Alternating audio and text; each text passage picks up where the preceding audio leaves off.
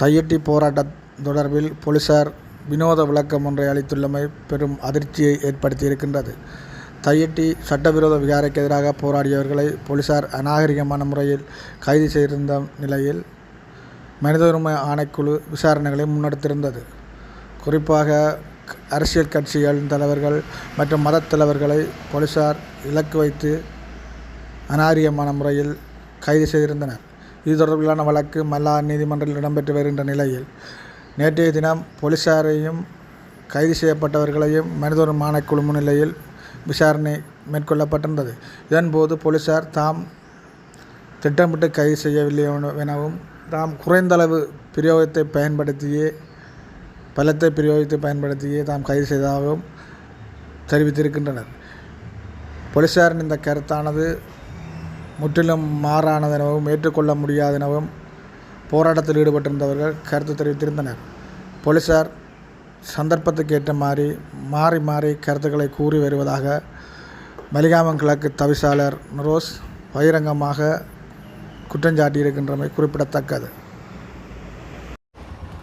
கடந்த தையிட்டி போராட்டத்தின் போது இடம்பெற்ற அதாவது போலீசாரினால் மேற்கொள்ளப்பட்ட சித்திரவதைகள் தொடர்பாக நான் ஏற்கனவே இலங்கை மனித உரிமை ஆணைக்குழுவின் யாழ் பிராந்திய காரியாலயத்திலே முறைப்பாடு செய்திருந்தேன்.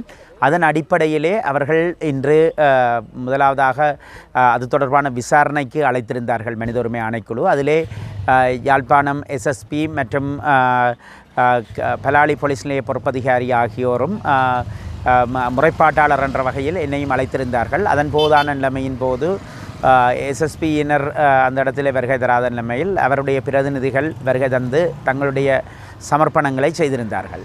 அந்த அடிப்படையிலே நான் தெளிவாக ஒன்றை கூறியிருந்தேன். இந்த அன்றைய தினம் தையிட்டியிலே இடம்பெற்ற போராட்டத்தின் போதான விடயங்களின் அடிப்படையிலே எங்கள் மீது மேற்கொள்ளப்பட்டது ஒரு திட்டமிட்ட சித்திரவதை என்று சொல்லியும் அந்த சித்திரவதை என்பது திட்டமிடப்பட்ட வகையிலே இடம்பெற்றதாகவும் தெரிவித்திருந்தேன்.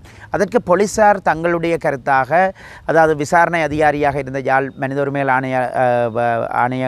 ஆணைக்குழுவினுடைய யாழ் பிராந்திய இணைப்பாளர் தன்னுடைய இதிலே இதற்காக இந்த கைது இடம்பெற்றது, எவ்வாறாக இடம்பெற்றது, இந்த போராட்டத்தினுடைய விடயங்கள் தொடர்பாக ஒரு நீண்ட விசாரணையை செய்திருந்தார். அதிலே போலீசார் தங்களுடைய சமர்ப்பணமாக இந்த போராட்டத்தின் போது தாங்கள் ஒரு குறைந்த அளவிலேயே பல பிரயோகத்தை மேற்கொண்டிருந்ததாகவும் அங்கு ஒரு பகுதி சிங்கள மக்களும் வருவதாக இருந்ததாகவும் அதே நேரத்திலே இங்கே இருந்த போராட்டக்காரர்களுக்கும் இடையிலே ஒரு மோதல் ஏற்படக்கூடிய ஒரு சூழ்நிலையிலே தாங்கள் இந்த கைதுகளை மேற்கொள்ள வேண்டிய சூழ்நிலையும் போராட்டத்தை அடக்க வேண்டிய ஒரு சூழ்நிலையும் காணப்பட்டதாக கூறியிருந்தார்கள். எது எப்படி இருந்த போதும் எங்களுடைய கருத்து ஆரம்பத்திலிருந்து இந்த கைதுகள் அனைத்தும் ஒரு திட்டமிட்ட வகையிலே இடம்பெற்றதாக இருந்திருந்தது. முதலிலே நாங்கள் சொல்லியிருந்தோம், அங்கே போராட்டத்திலே ஈடுபட்ட நாங்கள் அமைதியான முறையிலே இந்த போராட்டத்தை முன்னெடுத்ததாகவும் அந்த போராட்டத்தை உடல் உள ரீதியிலே ஒரு வன்முறை நோக்கியதாக மாற்றுகின்ற வகையிலே போலீசாருடைய செயற்பாடு அமைந்திருந்ததாகவும் அங்கே எங்கள் ஐவரையும் கைது செய்ததன் நோக்கம் கூட 5 பேர் என்ற அடிப்படையிலே 5க்கு மேற்பட்டவர்கள் ஒன்று கூடியமையை வெளிப்படுத்துவதாக அமைந்த நிலையிலே அதுவும் கூட ஒரு சட்டத்திலே எங்கெல்லாம் ஓட்டைகள் இருக்கின்றதோ மனித உரிமைகளை மீறுவதற்கு அங்கெல்லாம் போலீசார் தேடி பிடித்து அந்த செயற்பாட்டை செய்திருக்கின்றார்கள் என்றும் இதற்கு அடுத்தபடியாக தேடி இந்த கைதுகள் இடம்பெற்றதையும் இந்த கைதுகளின் போது நாங்கள் கைது செய்யப்படுகையிலே நாங்கள் போலீசாரை நோக்கி எந்த விதமான பல பிரயோகத்தையும் மேற்கொள்ளவில்லை.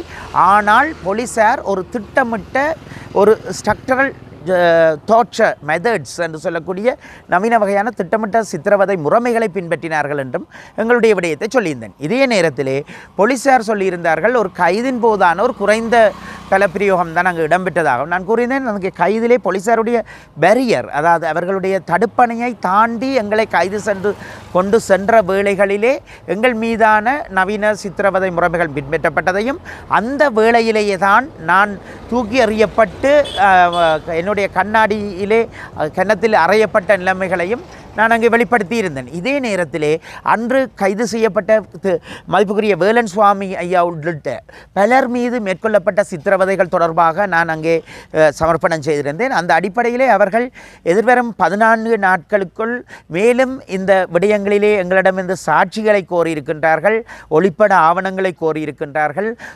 அறிக்கைகளை கோரியிருக்கின்றார்கள். மேலதிகமாக இணைத்து அது தொடர்பாக தாங்கள் கொழும்புக்கு அனுப்பி இது தொடர்பான விசாரணையை தொடர்பான முடிவுகளை அறிவிப்பதாக சொல்லியிருக்கின்றார்கள். அதன் பின்னரான சூழ்நிலை.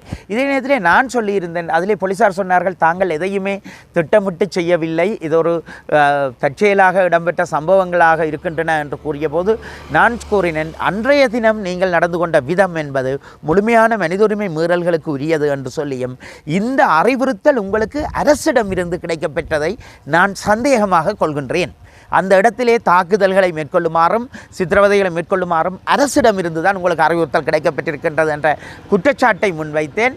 அவர்கள் இது தொடர்பாக மனித உரிமை ஆணைக்குழு அரசினுடைய நிலைப்பாட்டை அறிந்தும் எனக்கு தெளிவுபடுத்த வேண்டும் என்ற மேலதிக சமர்ப்பணத்தை முன்வைத்திருக்கின்றேன்.